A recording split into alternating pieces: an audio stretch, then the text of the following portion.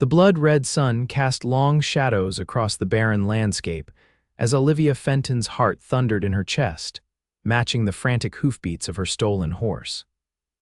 Behind her, the angry shouts of Jed Holloway's gang grew fainter with each desperate stride, but the ravine looming ahead threatened to end her flight as quickly as it had begun.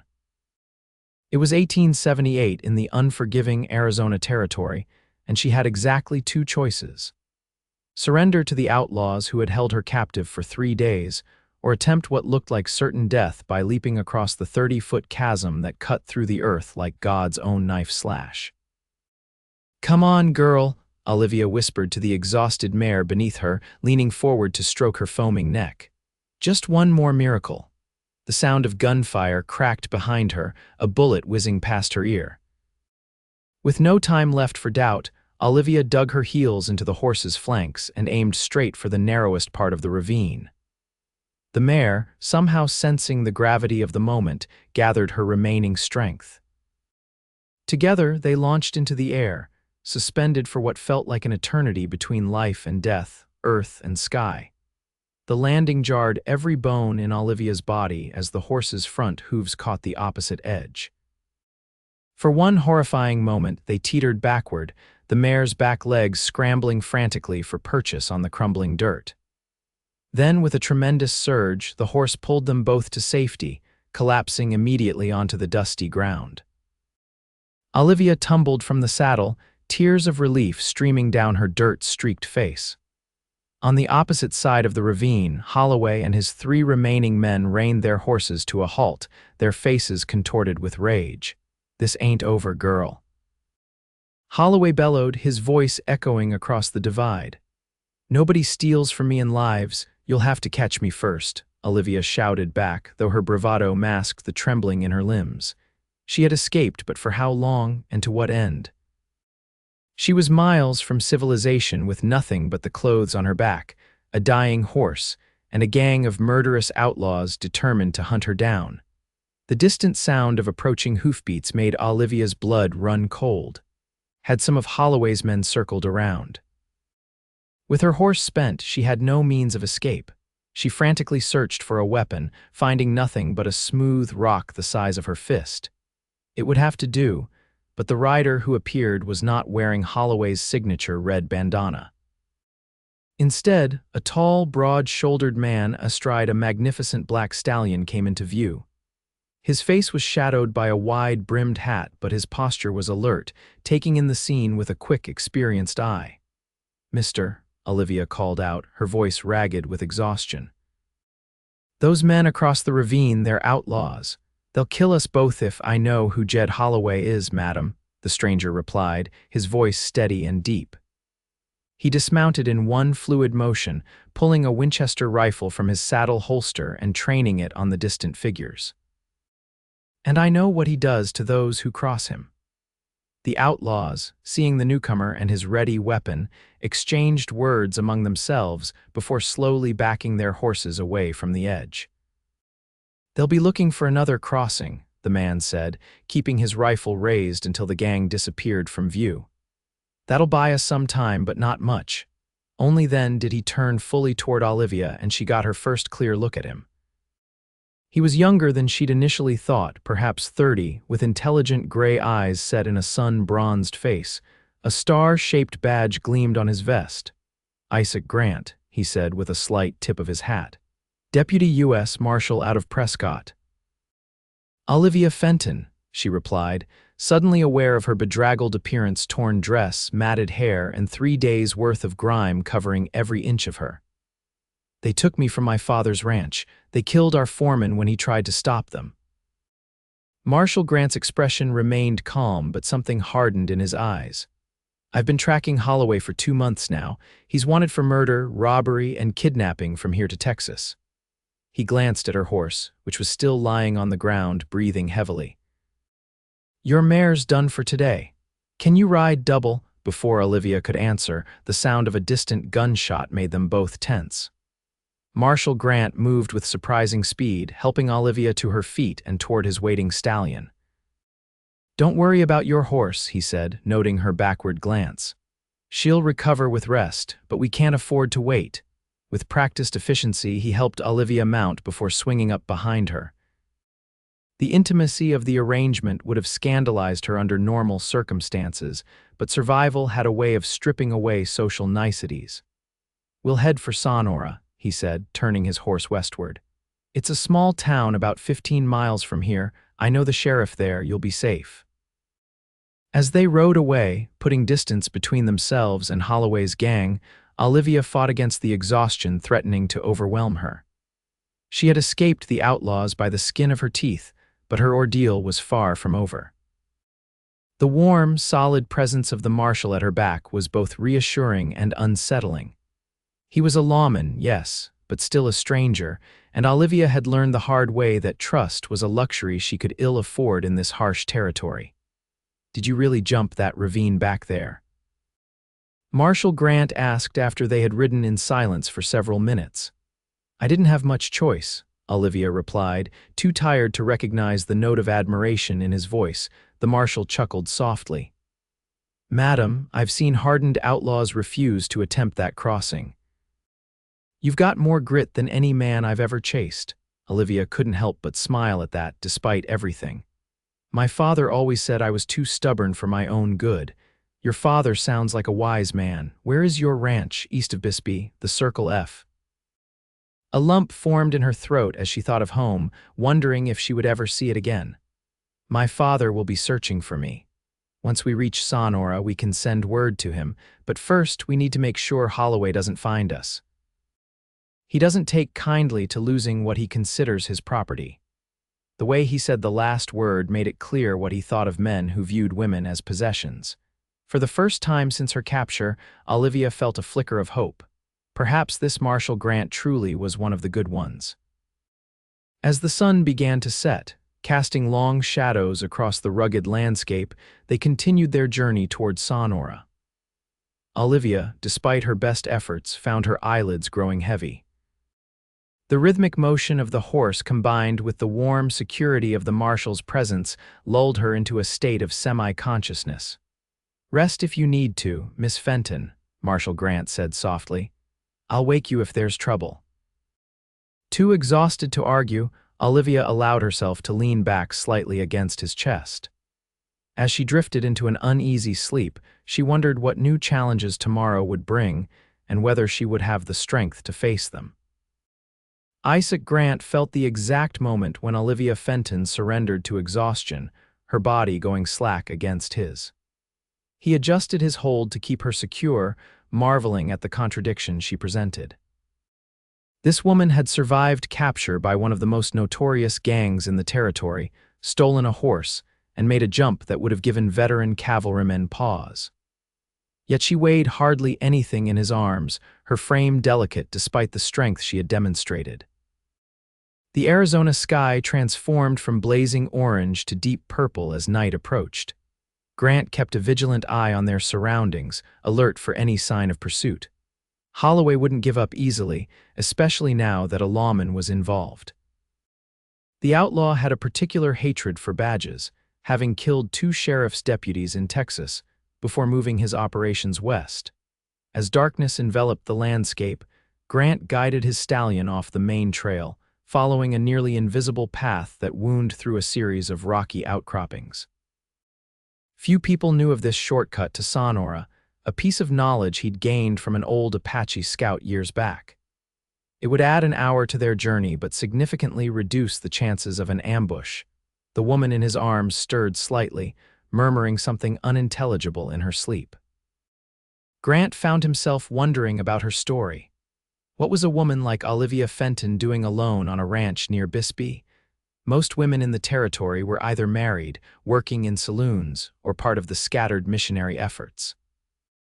She wore no wedding ring, and despite her current disheveled state, her hands showed signs of hard work alongside clear evidence of education and refinement.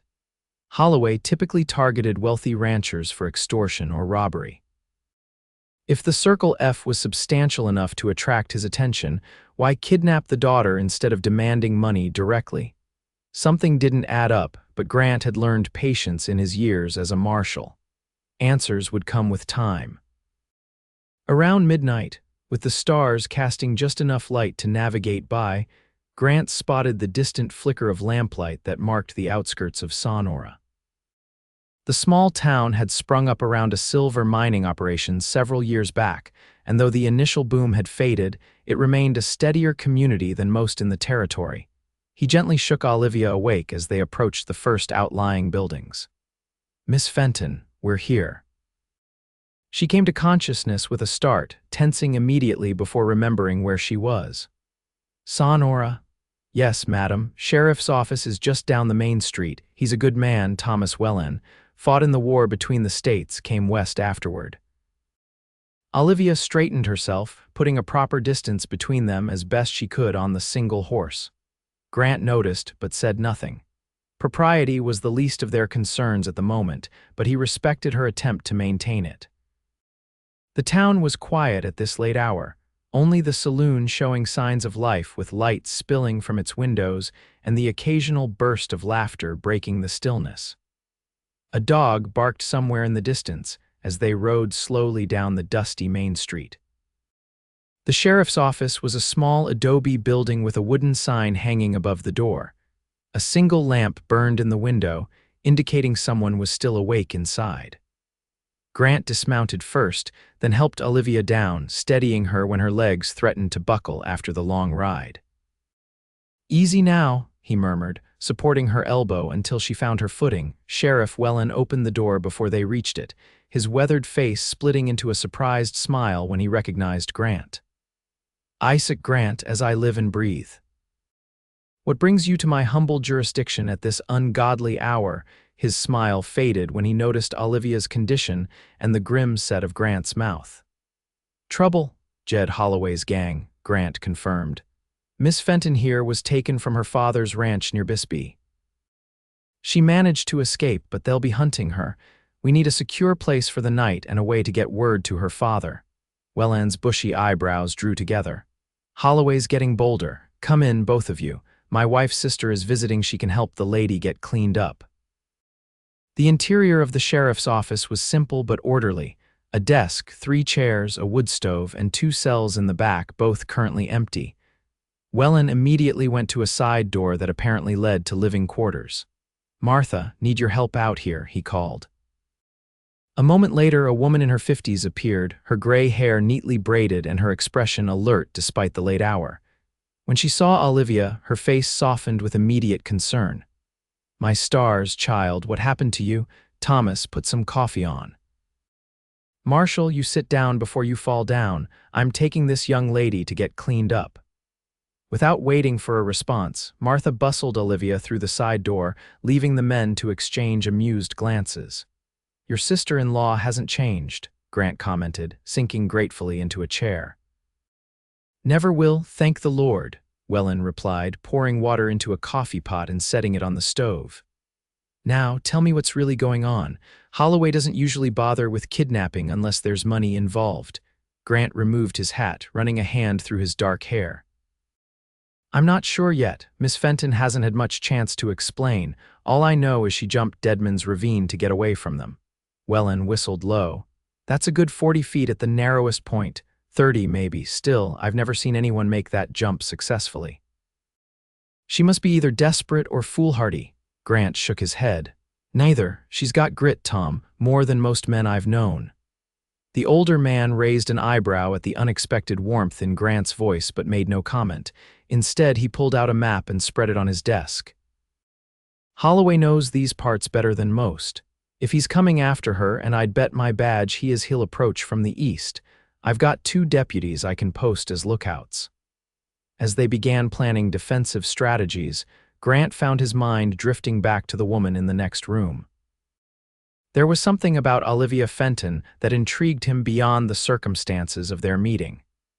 In his years as a lawman, he'd developed a good sense for people, and his instincts told him there was more to her story than a simple kidnapping gone wrong.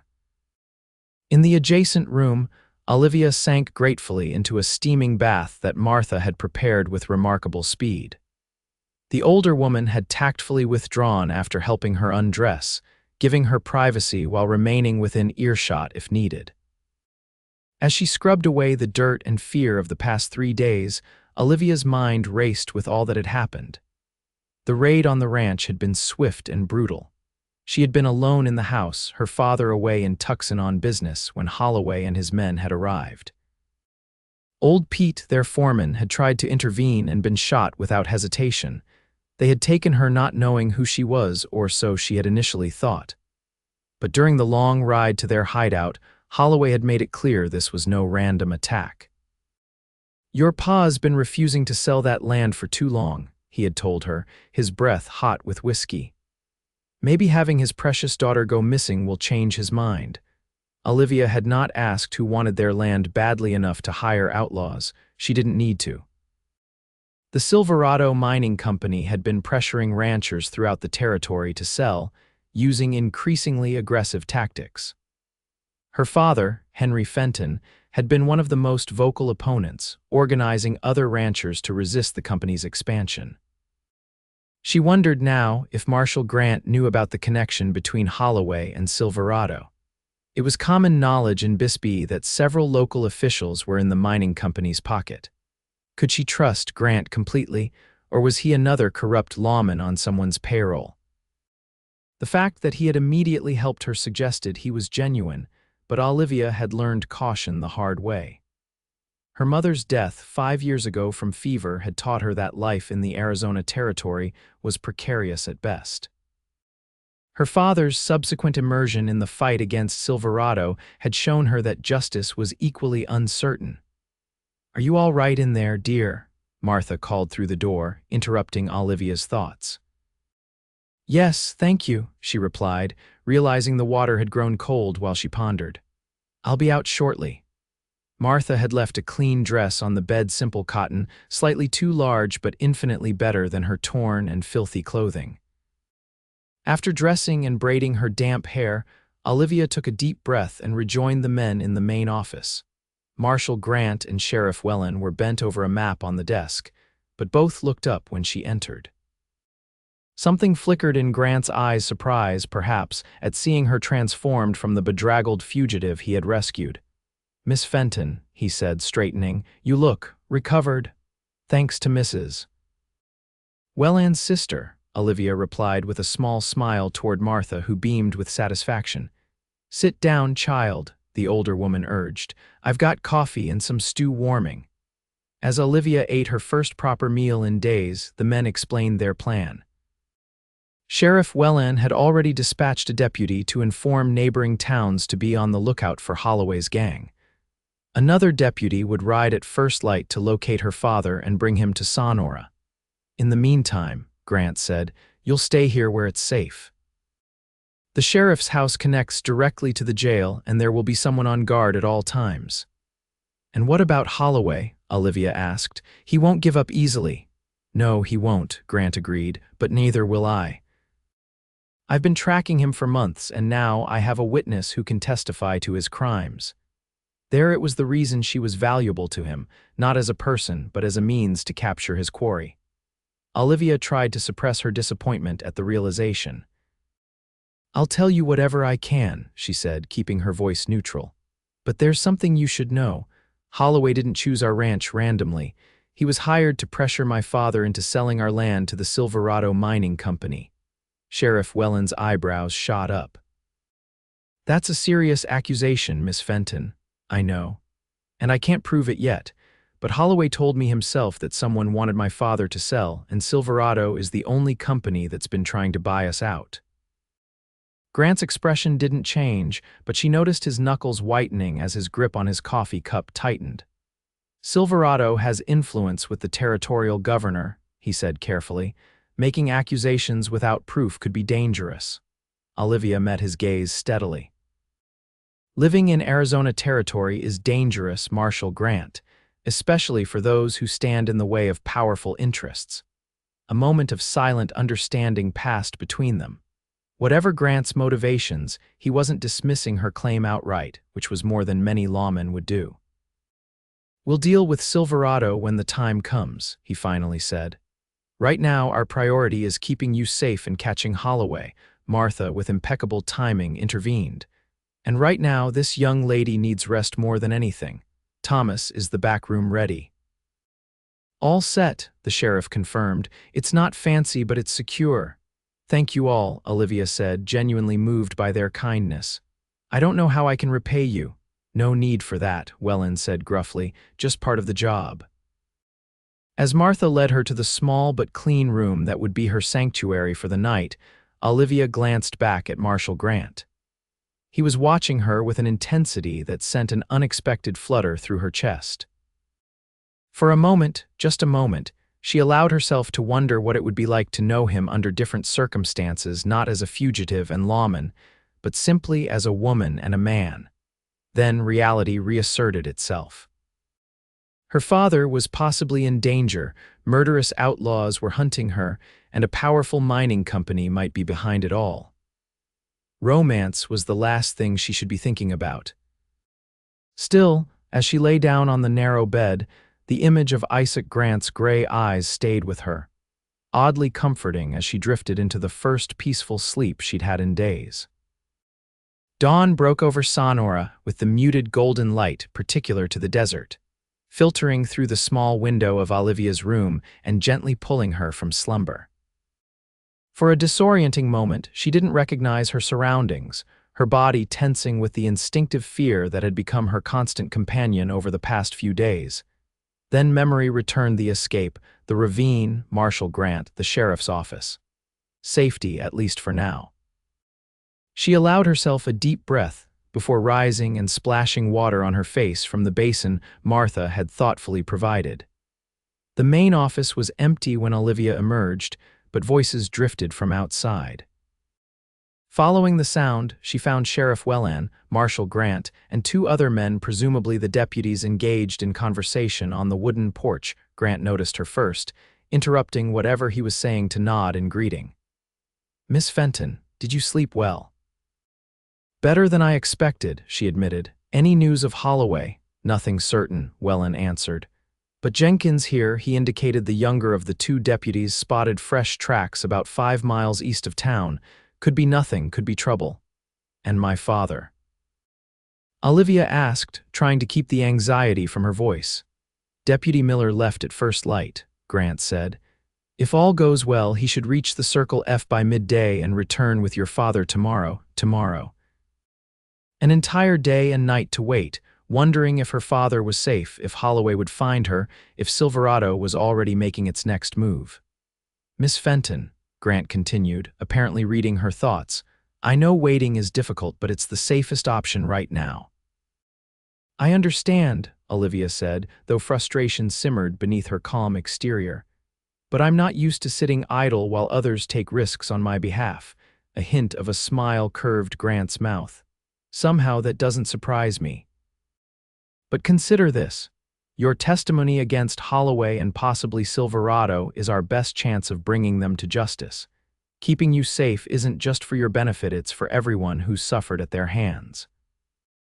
It was a tactical explanation, designed to appeal to her sense of duty rather than her personal safety, and Olivia appreciated the respect it implied. Still, being confined to the sheriff's office while danger lurked felt too much like being caged, regardless of how well-intentioned her protectors might be. Martha's arrival with a breakfast tray temporarily diverted the conversation, and Olivia found herself seated at Sheriff Wellen's desk, eating biscuits and gravy while the men continued their discussion about patrol schedules and defensive positions. "Tom," Grant said, his voice dropping slightly, "we need to consider the possibility that Holloway has informants in town. Sonora's small, but Silverado employs quite a few men at the processing plant on the south end." Wellen nodded grimly. "Already thought of that.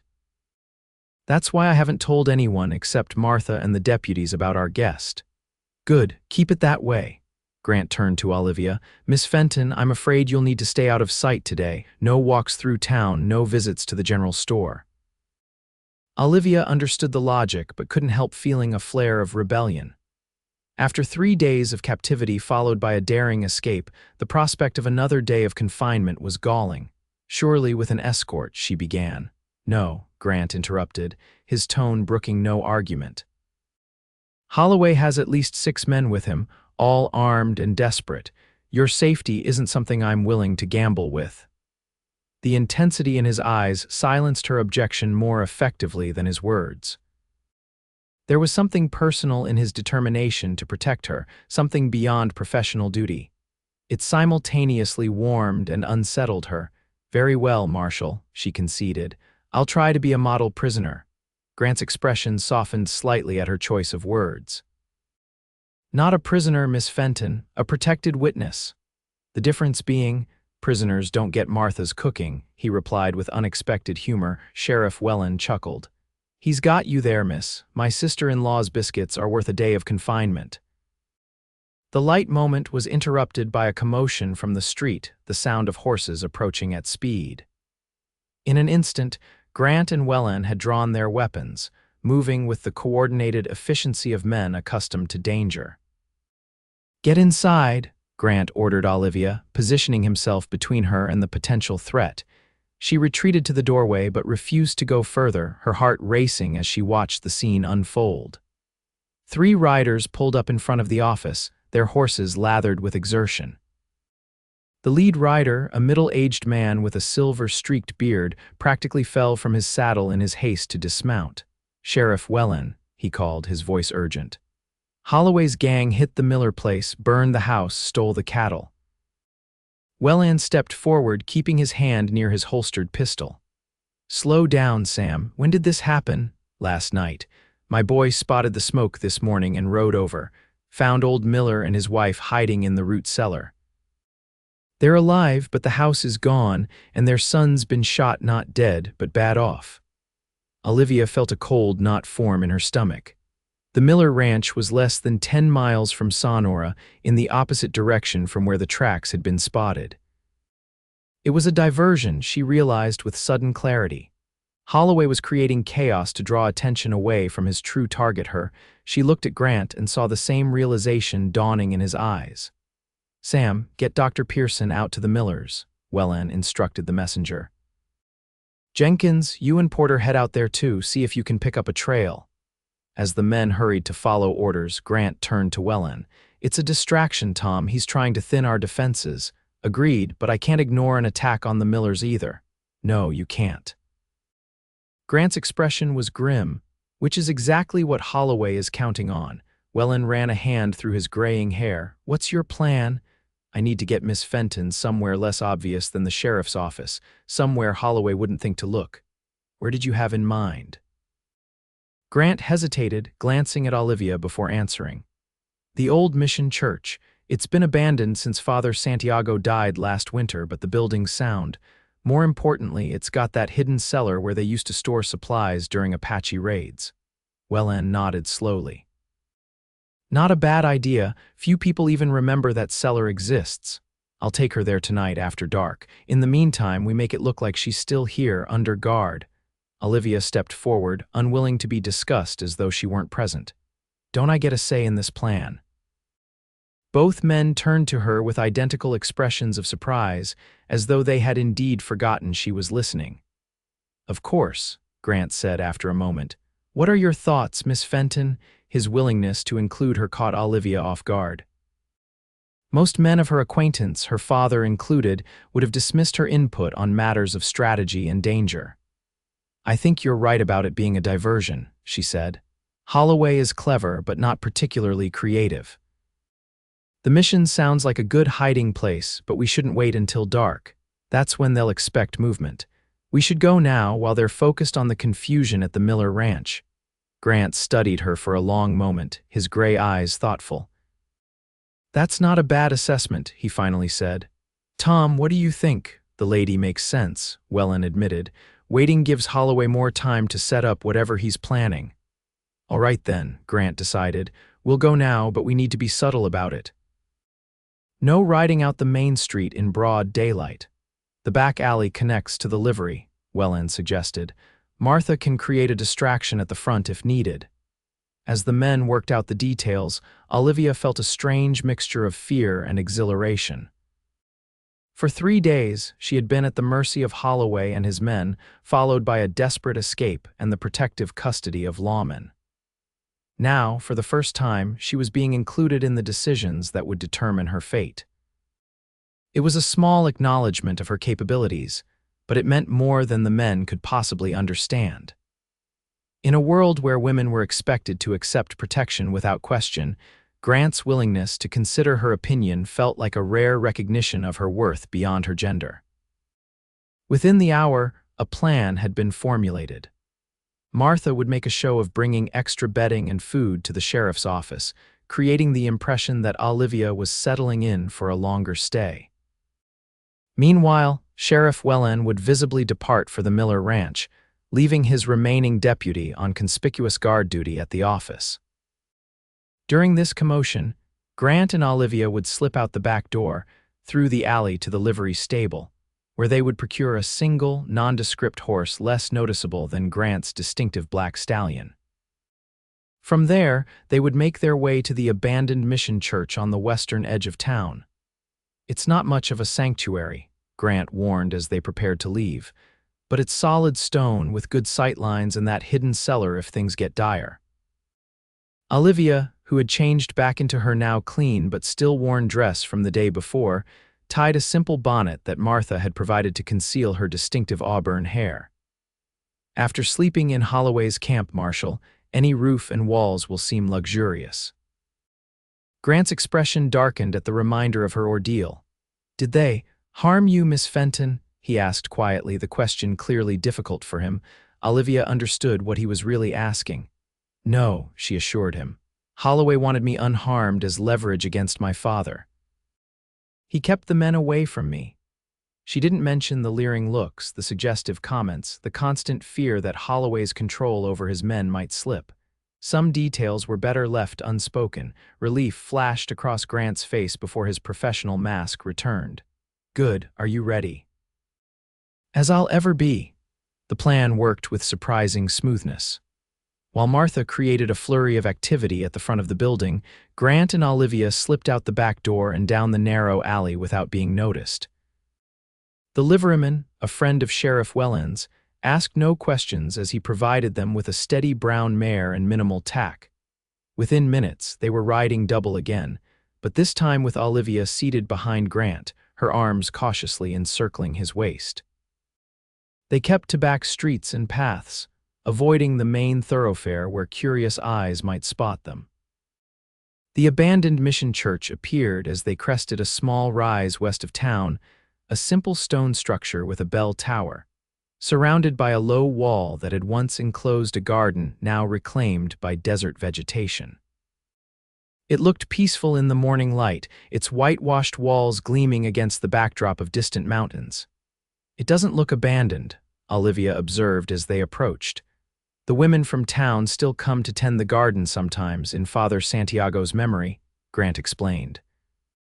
"But no one lives here now, and no services have been held since his death."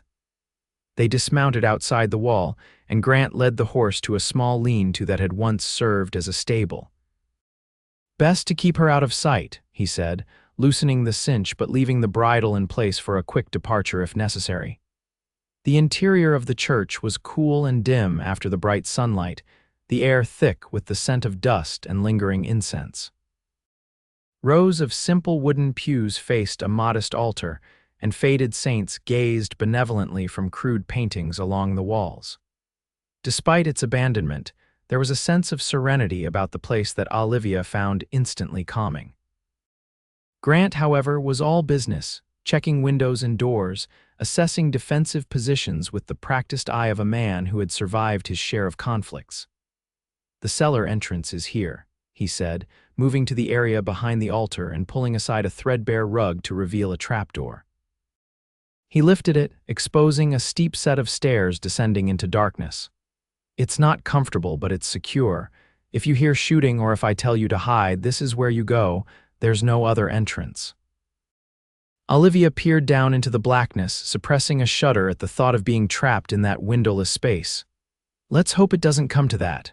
"Amen," Grant agreed with feeling, letting the trapdoor fall closed and replacing the rug. "Now we wait. Sheriff Wellen will send word once he's back from the Miller place." Waiting, it seemed, was to be Olivia's primary occupation for the foreseeable future. She sat in one of the front pews, watching as Grant positioned himself by a window where he could observe the approach to the church without being easily seen from outside. "May I ask you something, Marshal?" Olivia said after several minutes of silence. "Isaac," he replied, his eyes still on the landscape beyond the window. "If we're going to be sharing a hideout, you might as well use my given name." The casual invitation surprised her, but she nodded. "Isaac, then, and I'm Olivia." He glanced at her briefly, a smile touching his lips. "What did you want to ask, Olivia? Why are you so determined to catch Holloway? Is it just because he's an outlaw, or is there something more personal?" Isaac was quiet for so long that she thought he might not answer. When he did, his voice was measured, controlled. 2 years ago, Holloway and his gang robbed a stagecoach near Tucson. There was a young woman on board, a schoolteacher heading to her first position in Bisbee.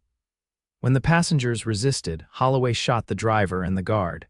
The horses bolted and the coach crashed. The schoolteacher was thrown clear but badly injured. He paused, his gaze fixed on some distant point. "I was the marshal who found the wreck. The other passengers were dead, but she was still alive, just barely. I tried to get her to a doctor, but..." He shook his head. "She died in my arms on the trail. Her name was Elizabeth. She was 19 years old." "I'm so sorry," Olivia said softly, understanding now the depth of his commitment to bringing Holloway to justice. "It's not just about vengeance," Isaac continued, as though needing her to understand. "Holloway represents everything that's wrong with the territory, the lawlessness, the idea that strength and brutality give a man the right to take what isn't his. As long as men like him roam free, places like Sonora will never truly prosper. Families will never truly be safe." There was conviction in his voice, and something more, a vision of what the Arizona territory could become with law and order firmly established. It was a perspective Olivia had rarely encountered among the young men of her acquaintance, most of whom viewed the frontier as a place to make their fortunes before returning east to civilization. "My father says something similar," she admitted. "He came west after my mother died, bringing me with him. Everyone thought he was mad to drag a 15-year-old girl to such a wild place, but he believed in building something lasting here. That's why he fights Silverados so hard they see the land as something to use up and discard." Isaac turned from the window, studying her with new interest. "You're not what I expected, Olivia Fenton." "What did you expect? Most young women who have been through what you have would be hysterical, or at least demanding to be escorted back east on the next stage. You're planning strategy and discussing territorial politics." Olivia laughed despite herself. "I assure you I've had my moments of hysteria, but they generally don't accomplish much." "No," Isaac agreed with a small smile, "they generally don't."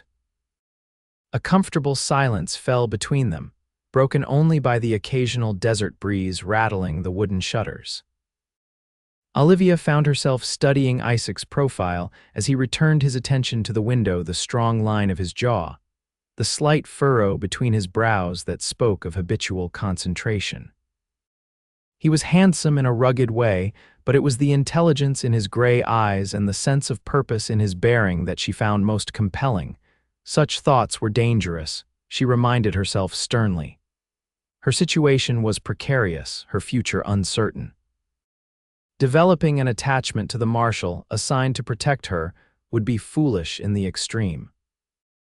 And yet, as the morning stretched into afternoon with no sign of trouble, Olivia found herself drawn into conversation with Isaac about everything from books they had read to their respective childhoods, his in Ohio, hers in Boston, to their shared love of horses. It was the longest, most engaging conversation she had experienced since coming west, and it made the hours of waiting pass with surprising swiftness. Late in the afternoon, the sound of an approaching rider brought them both to alert silence. Isaac motioned for Olivia to move away from the windows while he positioned himself with a clear view of the path leading to the church. "It's Jenkins," he said after a moment, relaxing slightly. "One of Welland's deputies." The young deputy dismounted hastily at the church entrance, his expression grave as Isaac met him at the door. Marshal Grant, Sheriff Wellen sent me. There's been a development." "What kind of development?" Isaac asked, ushering the man inside. Jenkins removed his hat, twisting it nervously in his hands. "The deputy who went to fetch Miss Fenton's father Miller, he returned early, alone." Olivia stepped forward, her heart suddenly pounding. "What happened? Is my father all right?" Jenkins glanced between her and Isaac, clearly uncomfortable. "The Circle F ranch was abandoned when Miller arrived, madam. No sign of your father or any of the hands, but there had been trouble, furniture overturned, dishes broken." "A fight," Isaac said grimly. "Looks that way, sir." "Miller found this tacked to the door." Jenkins handed over a folded piece of paper. Isaac opened it, his expression darkening as he read. Without a word, he passed it to Olivia. The message was brief and chilling. "Fenton for the girl, midnight tomorrow, Dead Rock Canyon." "He has my father," Olivia whispered, the paper trembling in her hands. "It appears so," Isaac confirmed, his voice gentle but his eyes hard with determination. "But we're not going to let Holloway dictate terms. We're going to find your father and put an end to Holloway's reign of terror once and for all." Looking into his resolute face, Olivia almost believed him. Almost. The sun was setting over the Arizona territory, painting the desert landscape in shades of gold and crimson, when Sheriff Wellen arrived at the Mission Church. His expression was grim as he joined Isaac and Olivia in the small room behind the altar that had once served as the priest's quarters. "No sign of Holloway or his men around Sonora," he reported. "Miller's gone back to the Circle F to see if he can pick up a trail, but I'm not hopeful. Holloway knows these mountains better than most Apache scouts." Olivia sat on a narrow cot, the ransom note still clutched in her hand. Since receiving the news of her father's abduction, she had moved through a progression of emotions: fear, anger, guilt, and finally a cold, clear determination. Her father was in danger because of her escape. She would not compound the situation by falling apart now. "Dead Rock Canyon is in Silverado territory," she said, looking up at the two lawmen. "It's part of their mining claim, though there's no active digging there now." Isaac and Wellen exchanged significant glances. "That supports your theory about Silverado's involvement," Isaac acknowledged. "But doesn't prove it," Wellen added cautiously. "Could just be convenient terrain Holloway knows well." "Either way, it's obviously a trap," Isaac said. "Holloway wants both Fentons in his control, plus he'd love to eliminate a federal marshal who's been on his trail. So what do we do?" Olivia asked, her voice steadier than she felt. "We can't just abandon my father." "No, we can't," Isaac agreed. He spread a map on the small table, pointing to a winding line that represented a canyon. "Dead Rock is here, about 20 miles northeast of Sonora. It's narrow, with steep walls and few access points, perfect for an ambush." Wellen leaned over the map, his weathered face creased with concentration. "There's an old Apache trail that cuts across from the north here, might provide a backdoor approach." "Holloway will have men watching all approaches," Isaac cautioned. "Yes, but he's expecting us to come in from Sonora along the main trail if we circle wide and approach from the north." As the men discussed strategy, Olivia studied the map, an idea forming in her mind. It was risky, perhaps foolhardy, but it offered a chance where conventional tactics seemed destined to fail. "I should go alone," she interrupted. Both men looked at her as though she had suggested flying to the moon. "Absolutely not," Isaac said firmly. "Hear me out," Olivia insisted. "Holloway wants to trade my father for me. If I arrive alone, he'll be suspicious but also confident he'll think he's won. That might make him careless. Or it might make him shoot you on sight," Wellen objected. "No, he needs me alive to maintain leverage against my father and the Circle F. What he really wants is control of our land for himself or for Silverado." Isaac shook his head. "It's too dangerous, Olivia. We're not sending you into that canyon alone." "I'm not suggesting I face Holloway without support," she clarified.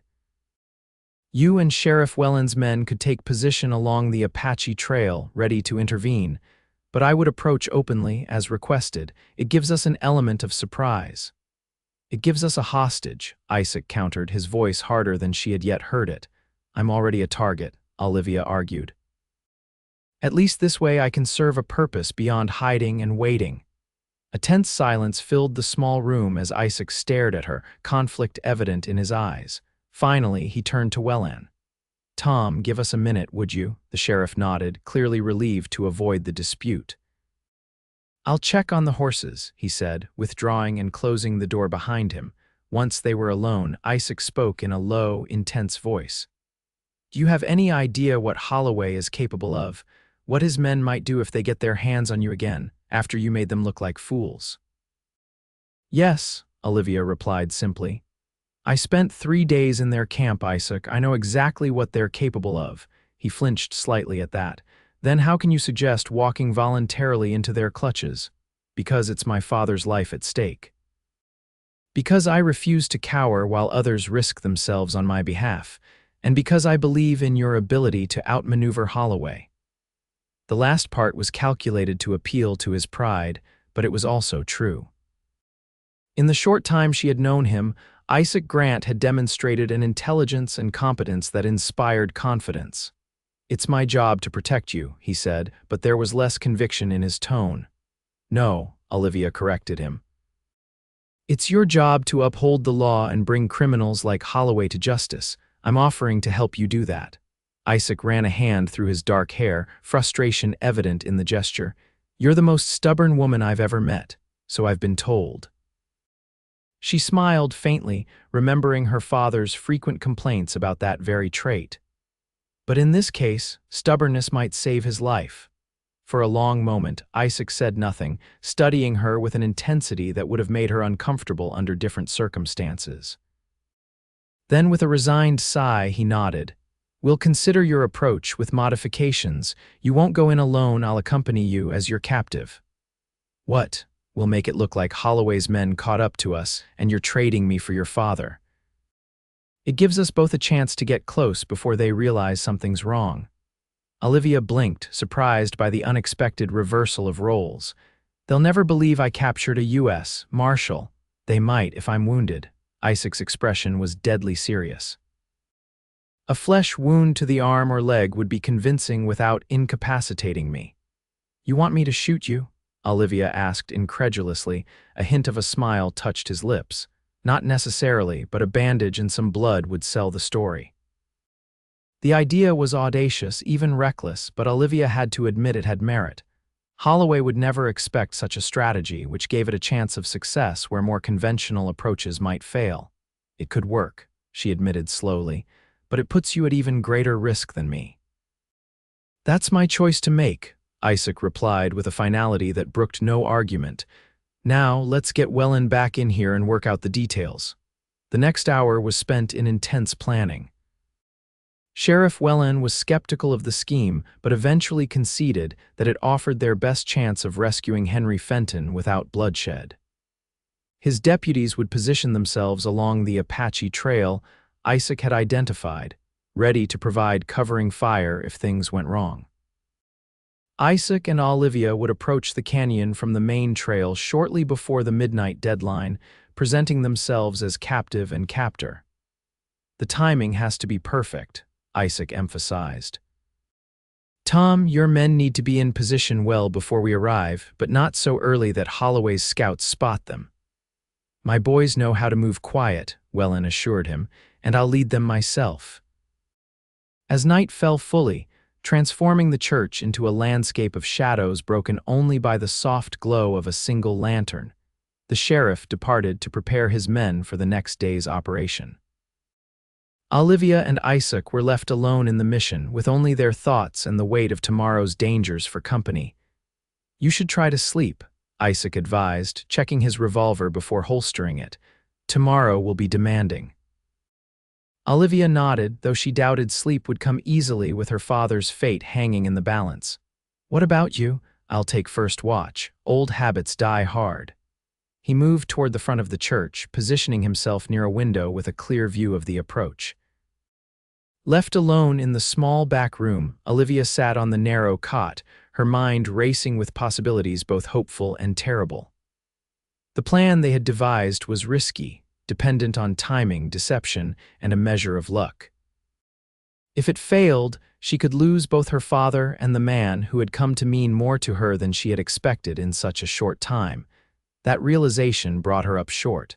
When had Marshal Isaac Grant become more than just a protector? When had his safety started to matter almost as much as her father's?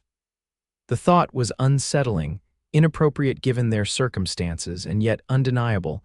With a sigh, Olivia lay back on the cot, knowing she needed rest but certain it would elude her. To her surprise, exhaustion soon overcame anxiety, and she drifted into a fitful sleep filled with dreams of ravines too wide to jump and faceless outlaws who chased her through endless canyons. She woke with a start some hours later, disoriented in the unfamiliar darkness. A figure stood in the doorway, silhouetted against the faint starlight coming through the church's windows. "Isaac," she called softly. "It's me," he confirmed, stepping into the room. "Sorry if I woke you, I was checking to make sure you were all right." "What time is it?" "About 3 in the morning, all quiet outside." Olivia sat up, knowing from experience that sleep would not return now that she was awake. "I keep thinking about my father," she admitted, "about what Holloway might be doing to him." Isaac sat beside her on the cot, maintaining a respectful distance but close enough that she could see his expression in the dim light. "Your father strikes me as a resilient man, raising a daughter like you in this territory. Holloway won't harm him while he still needs him as leverage." "I hope you're right." She drew her knees up to her chest, suddenly feeling very young and uncertain.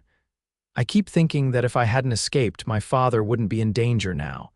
If you hadn't escaped, you'd both be at Holloway's mercy with no one the wiser," Isaac countered firmly. "Your courage gave us a chance to end this, Olivia. Don't doubt that for a moment." His conviction was like a warm current in the cold sea of her fear, something to cling to when despair threatened to pull her under. Without thinking, she reached out and took his hand. Isaac tensed briefly at the contact, then relaxed, his fingers curling around hers with gentle pressure. It was a simple touch, innocent by any standard, yet it carried a current of something deeper: shared purpose, mutual respect, and perhaps the first stirrings of something more. "Thank you," Olivia said softly, "for everything you're doing, for believing I could jump that ravine when even I wasn't sure." "I've learned not to underestimate you," Isaac replied, his voice equally quiet in the darkness. "Though I admit, watching you make that leap nearly stopped my heart." The admission brought a smile to Olivia's lips. "It nearly stopped mine as well." They sat in companionable silence for a moment, hands still joined, each drawing comfort from the other's presence. Then, with a small sigh, Isaac stood. "You should try to get more rest," he said, reluctantly releasing her hand. "Tomorrow will test us both." As he moved toward the door, Olivia found herself wishing he would stay, that they could continue this moment of connection outside the demands of their desperate situation. But such wishes were foolish, a luxury neither of them could afford with Henry Fenton's life in the balance. "Isaac," she called as he reached the doorway, "be careful tomorrow." He paused, looking back at her with an expression she couldn't quite decipher in the shadows. "Always," he promised, then slipped away to resume his vigil.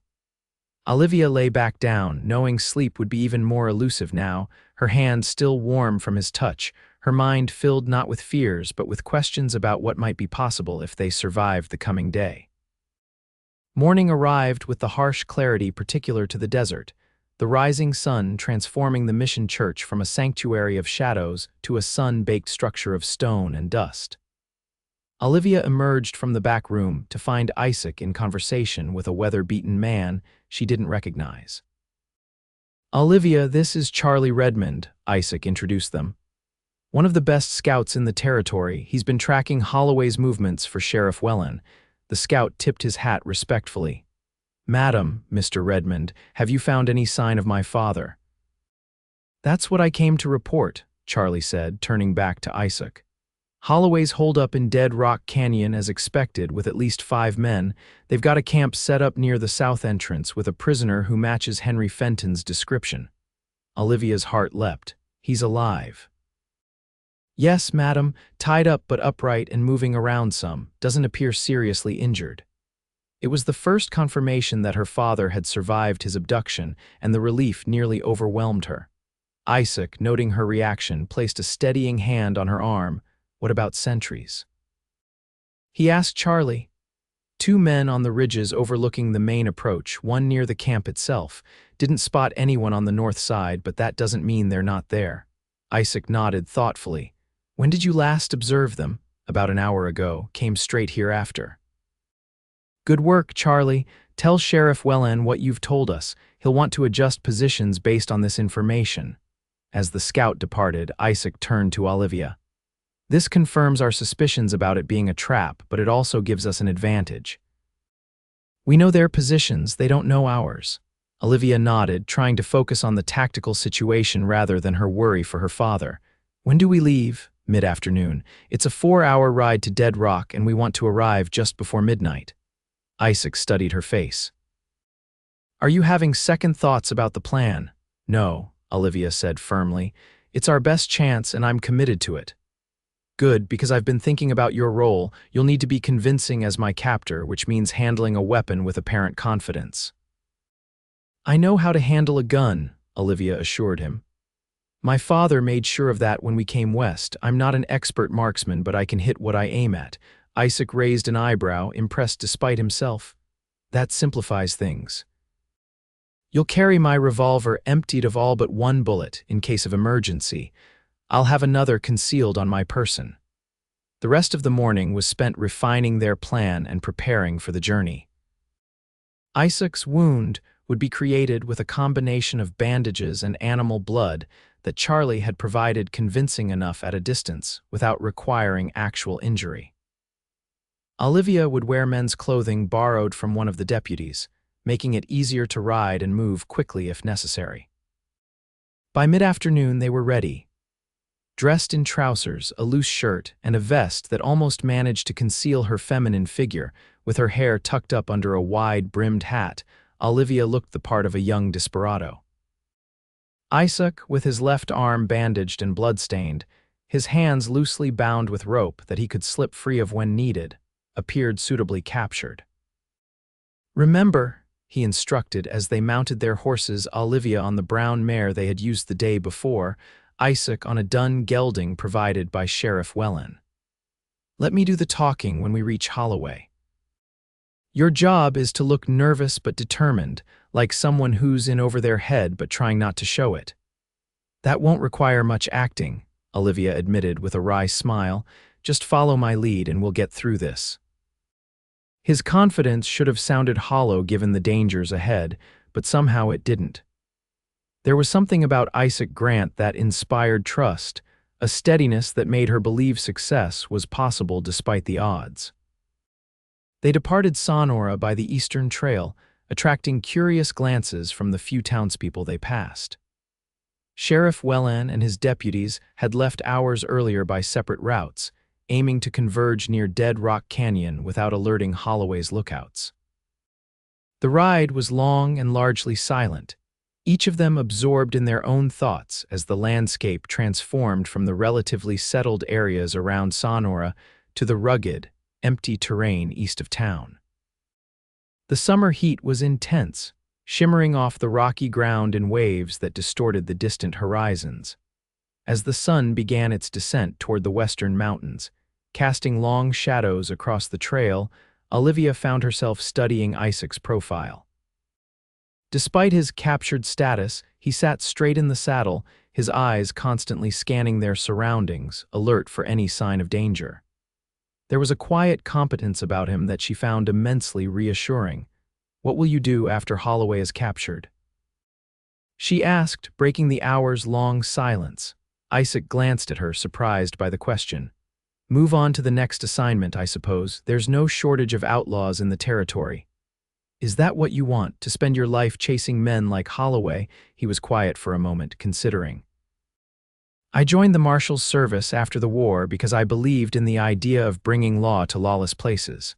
6 years later, I still believe in that, but he trailed off, looking toward the distant mountains. But, Olivia prompted.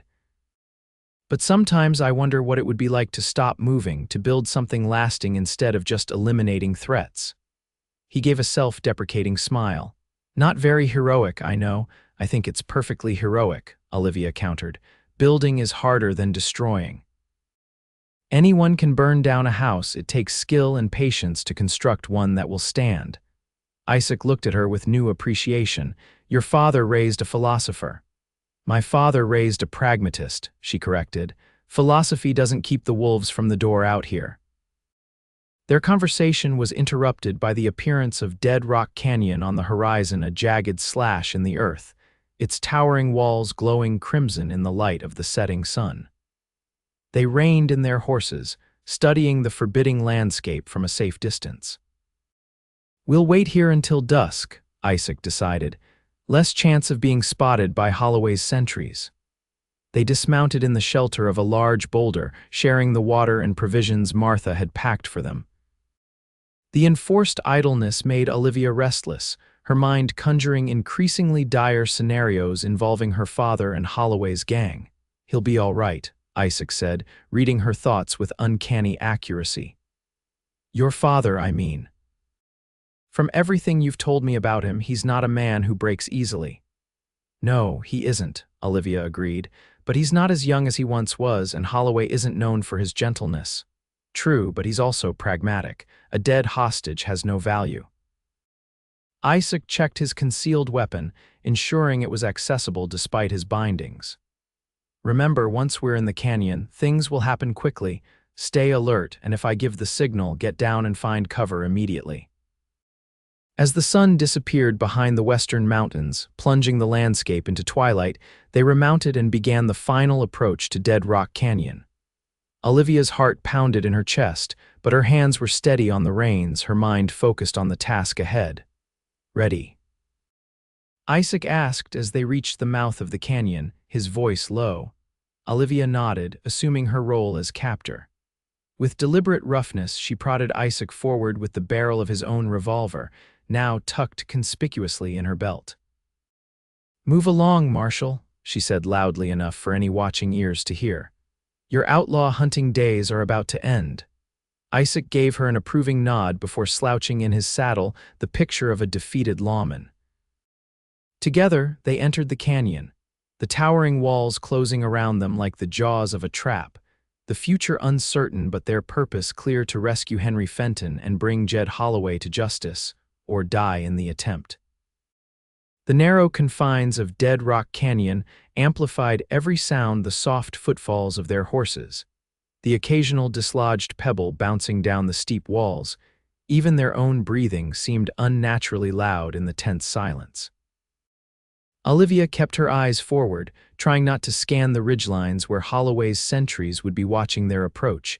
They had ridden perhaps half a mile into the canyon when a voice called down from above. That's far enough. Olivia pulled her horse to a halt, forcing herself not to flinch at the sudden command. Isaac, playing his part perfectly, raised his head with a show of defiance despite his wounded state. I've got him, Olivia called back, making her voice as harsh as possible. The marshal who's been hunting Holloway. Tell Jed I want to trade this badge wearer for my pa. There was a pause, then the sound of movement as the sentry apparently conferred with someone out of sight. Finally, the voice returned. Keep coming, slow. Any sudden moves and you're both dead. They proceeded as instructed, the canyon gradually widening into a small clearing where several rough canvas tents had been erected. A campfire burned in the center, illuminating the figures of 4 men Holloway's gang and one older man seated on a rock, his hands bound behind him. Father. Olivia couldn't help the exclamation, her relief at seeing Henry Fenton alive momentarily overwhelming her caution. Her father looked up sharply, his weathered face showing first shock, then dismay at the sight of his daughter. Olivia, what in God's name are you doing here? Saving you, it appears, she replied, struggling to maintain her role despite her emotions. Jed Holloway stepped forward into the firelight, his lean face twisted in a calculating smile. He was younger than Olivia remembered, perhaps 35, with cold eyes that assessed her and Isaac with predatory intensity. Well, the girl who jumped Deadman's Ravine. His voice was deceptively gentle, almost cultured. I underestimated you once. I won't make that mistake again. His gaze shifted to Isaac, And Marshal Grant himself, this is an unexpected pleasure.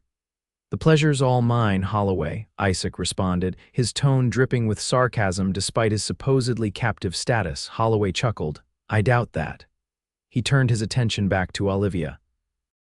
How did a slip of a girl like you manage to capture a U.S. Marshal? Luck and desperation, Olivia replied tersely. And he's wounded, took a bullet trying to bring me in. She nodded toward Isaac's blood-stained arm. Now do we have a deal, him for my father? Holloway studied them both with obvious skepticism.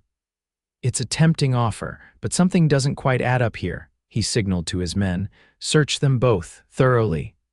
Two of the outlaws approached, one grabbing the reins of Olivia's horse while the other roughly pulled Isaac from his saddle. Olivia tensed, her hand inching toward the revolver in her belt. I wouldn't, Holloway warned, his own weapon suddenly in hand and pointed at Henry Fenton's head. Unless you want to watch your father die right here. Olivia froze, helpless as one of the men patted her down, finding and taking the revolver. The other outlaw, searching Isaac, discovered the hidden weapon tucked into his boot.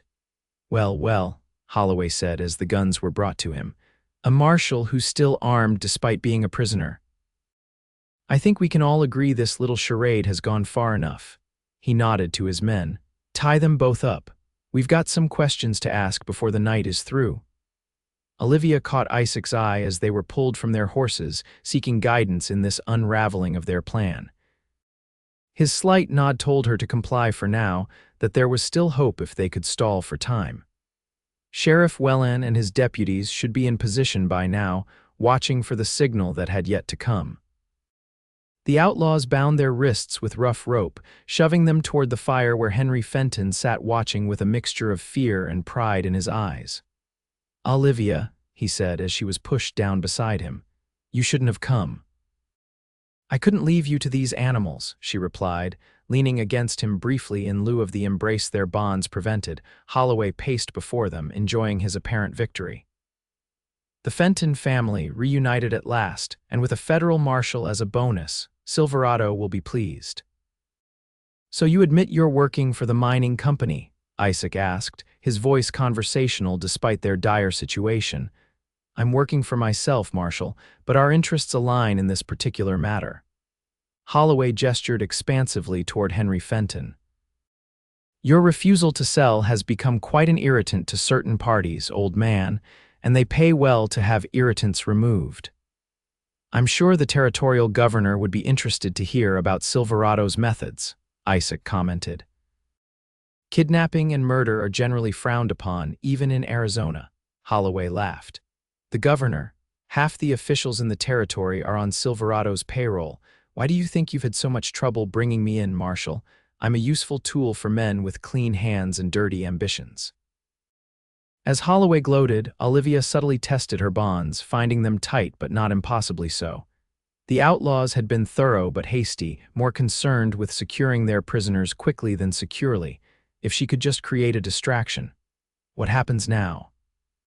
She asked, partly to keep Holloway talking and partly because she genuinely wanted to know what fate he had planned for them. Now, Holloway considered, clearly enjoying the power he held over them. Now we wait for midnight when a representative from Silverado will arrive to confirm your father has signed over the deed to the Circle F after that. He shrugged. Accidents happen in the desert. 3 bodies found in a canyon known for Apache activity tragic, but not surprising. The Apaches haven't raided in this area for years, Henry Fenton said with contempt. No one would believe it. They'll believe what they're told to believe, Holloway replied dismissively. The story's already been prepared. The brave Marshal Grant, pursuing the outlaw Holloway, stumbles upon a raid in progress. Despite his best efforts, he's unable to save the Fentons. He himself dies heroically in the attempt. It was a plausible scenario, Olivia realized with a chill. With no witnesses except Holloway's gang and corrupt officials to back up the tale, few would question the narrative. And what about you? Isaac asked. Where will Jed Holloway be while this tragedy unfolds? Far away, with enough money to start fresh somewhere civilization hasn't quite reached yet. Holloway checked his pocket watch. We have about an hour until our Silverado friend arrives, just enough time for your father to reconsider his stubborn stance on selling that worthless land of his." "It's not worthless," Henry Fenton said firmly, "and I'll never sell to vultures like Silverado." Holloway's face hardened. "We'll see about that." He nodded to one of his men. "Make Mr. Fenton understand the gravity of his situation." The outlaw grinned, stepping forward with obvious anticipation. But before he could reach Henry, a sharp whistle pierced the night. 3 quick notes, the signal Olivia and Isaac had arranged with Sheriff Wellen. In the moment of confusion that followed, several things happened at once.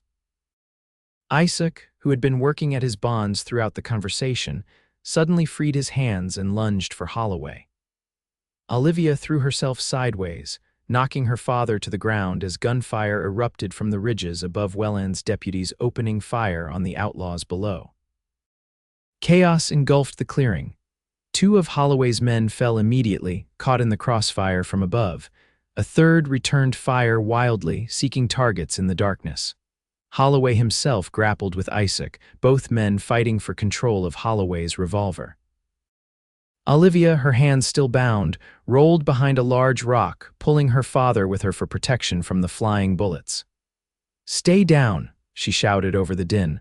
Isaac and Holloway crashed into a tent, disappearing from view as their struggle continued. The remaining outlaws were in disarray, some firing blindly at the ridges, others seeking cover or attempting to flee. Sheriff Welland's voice boomed from above. "Drop your weapons, you're surrounded." One of the outlaws apparently decided to take his chances, breaking cover and making a run for the mouth of the canyon. He made it perhaps 10 yards before a shot from the ridge dropped him. Inside the collapsed tent, Isaac finally gained the upper hand, wrenching Holloway's gun away and delivering a solid blow to the outlaw's jaw. Holloway slumped, momentarily stunned, and Isaac used the opportunity to drag him out into the open, the revolver pressed firmly to his head. "It's over, Jed," he announced loudly. "Tell your men to surrender or you'll be the first to die." Holloway, blood streaming from his split lip, glared defiantly, but self-preservation won out over pride. "Drop your guns, boys," he called. "We're done." The remaining outlaws, seeing their leader captured and their companions down, slowly lowered their weapons. Sheriff Welland and his deputies emerged from their positions on the ridges, moving quickly to secure the prisoners. Isaac immediately went to where Olivia and her father huddled behind the rock. "Are you both all right?" he asked, using Holloway's knife to cut their bonds. "We're fine," Olivia assured him, rubbing her chafed wrists. "Thanks to your timing." Henry Fenton, finally free, embraced his daughter with fierce relief before extending his hand to Isaac. "I don't know who you are, young man, but I owe you a debt I can never repay." "Isaac Grant, U.S. Marshal," Isaac introduced himself, accepting the handshake. "And the debt is mine, sir." "Your daughter is the one who made this rescue possible. She escaped Holloway on her own, found me, and insisted on being part of the plan to save you." Henry looked at Olivia with a mixture of amazement and concern. "Is that true?" Olivia nodded, suddenly feeling the weight of the past day's events as the immediate danger passed. "I couldn't let them take you, father, not after what happened to old Pete." "Pete's alive," Henry said, surprising them both. "Badly wounded, but alive. The ranch hands found him and got him to the doctor in Bisbee. That's where I was when Holloway's men caught up to me coming back from checking on him." It was one small piece of good news in a sea of troubles, but Olivia welcomed it nonetheless. At least they hadn't lost their loyal foreman to Holloway's brutality. Sheriff Welland approached, leading a subdued Jed Holloway. "We've got them all accounted for. 4 dead, 3 captured, including this one." "What about the Silverado representative who was supposed to meet them?" Isaac asked. "No sign of anyone else yet," Welland replied, "but we'll keep watch. If he shows up, we'll have questions for him." Holloway, despite his predicament, managed a cold smile. "You really think you've won, don't you? Silverado has judges, politicians, and half the lawmen in the territory in their pocket. You think a 2-bit sheriff and a marshal with a reputation for obsession can stand against that?" "We can try," Isaac said firmly. And we'll start by making sure you face justice for Elizabeth Taylor and everyone else you've murdered." For the first time, uncertainty flickered in Holloway's eyes. "Who?" "The schoolteacher on the Tucson stagecoach, 2 years ago." Recognition dawned on Holloway's face, followed by a calculated indifference. "That wasn't personal, Marshal, just business. It's all personal to someone, Holloway." Isaac turned away, dismissing the outlaw as Wellen led him to where the other prisoners were being secured. Olivia, watching the exchange, was struck by the quiet intensity of Isaac's response. There was no gloating, no righteous triumph, just the steady certainty of a man who had done his duty. It made her wonder, not for the first time, what kind of life he had led before becoming a marshal. What experiences had shaped him into the man who had risked everything to help a woman he barely knew. As the deputies began preparing the prisoners for the journey back to Sonora, Henry Fenton drew his daughter aside, his weathered face serious. "Olivia, I need to tell you something," he said in a low voice. "When Holloway had me, he let slip things about Silverado, about their real interest in our land." "What kind of things?" "They've found gold, not just silver. A major deposit that apparently runs under the eastern portion of the Circle F. That's why they've been so determined to buy us out.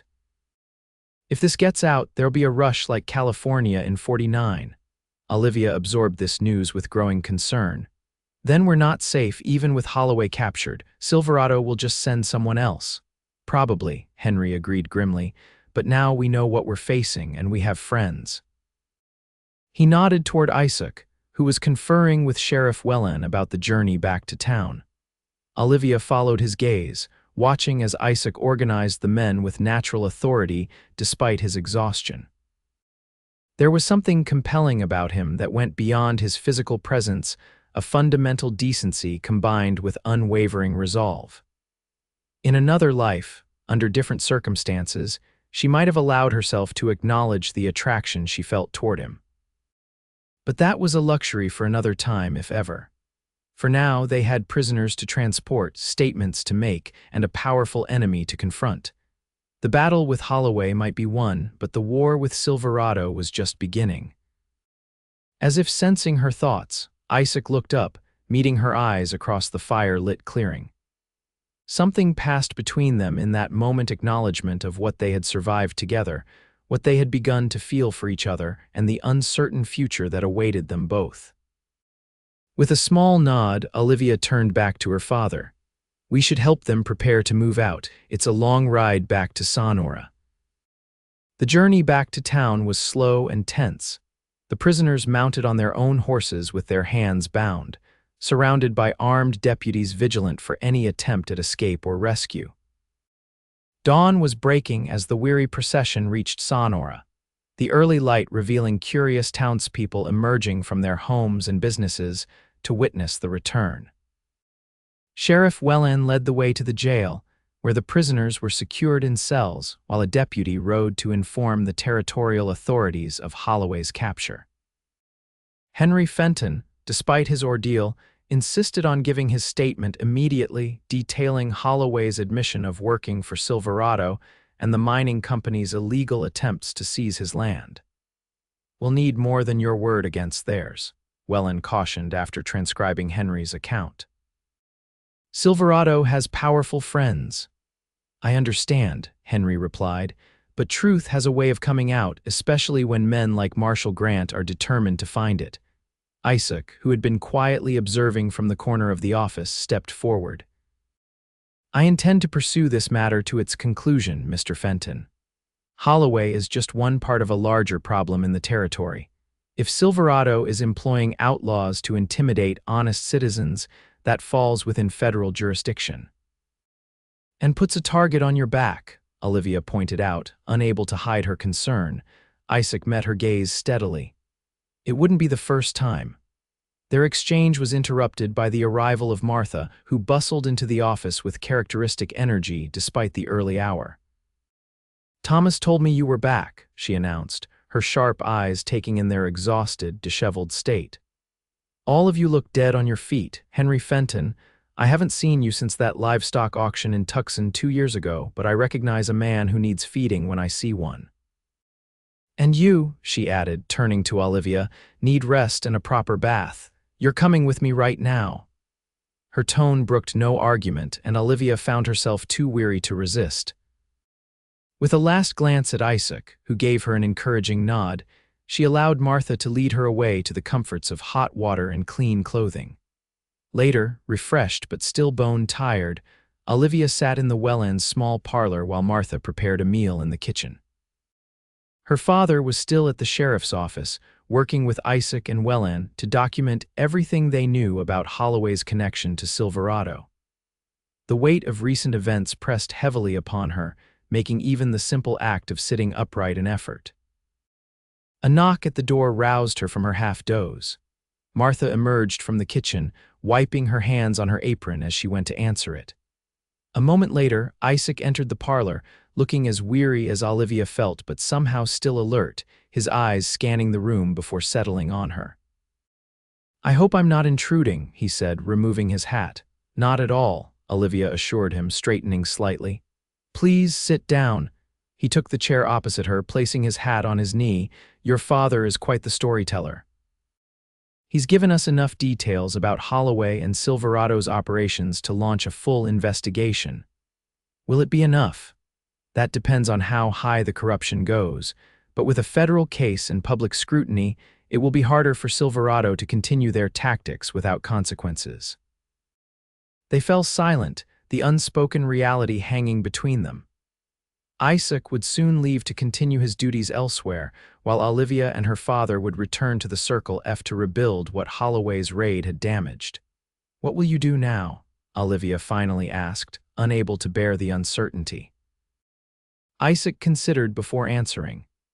"I'll escort the prisoners to Prescott for trial, then report to my superiors about Silverado's involvement. After that, I'm not sure.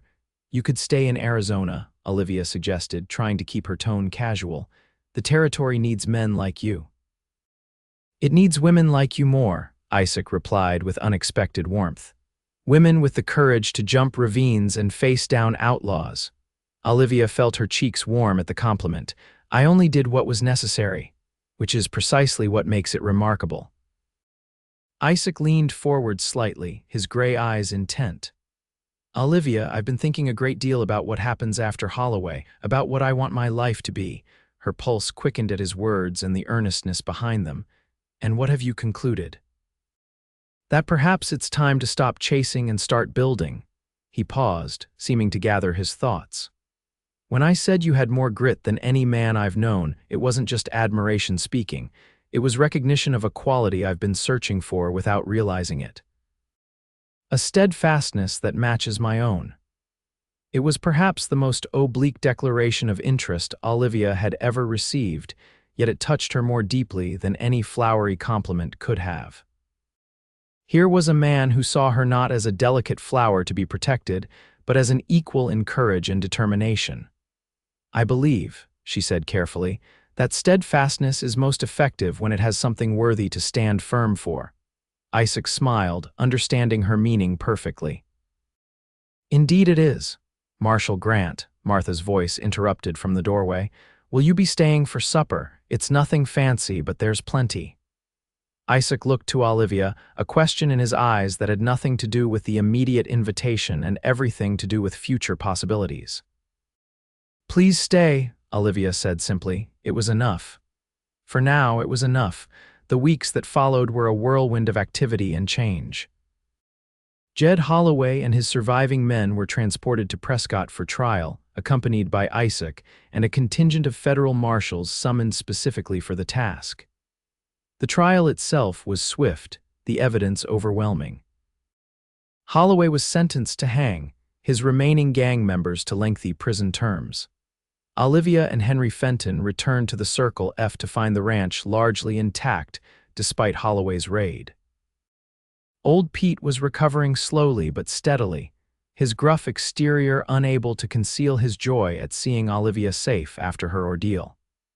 The ranch hands, loyal to the Fentons despite the dangers, had maintained operations in their absence. The investigation into Silverado Mining Company's activities proceeded more slowly.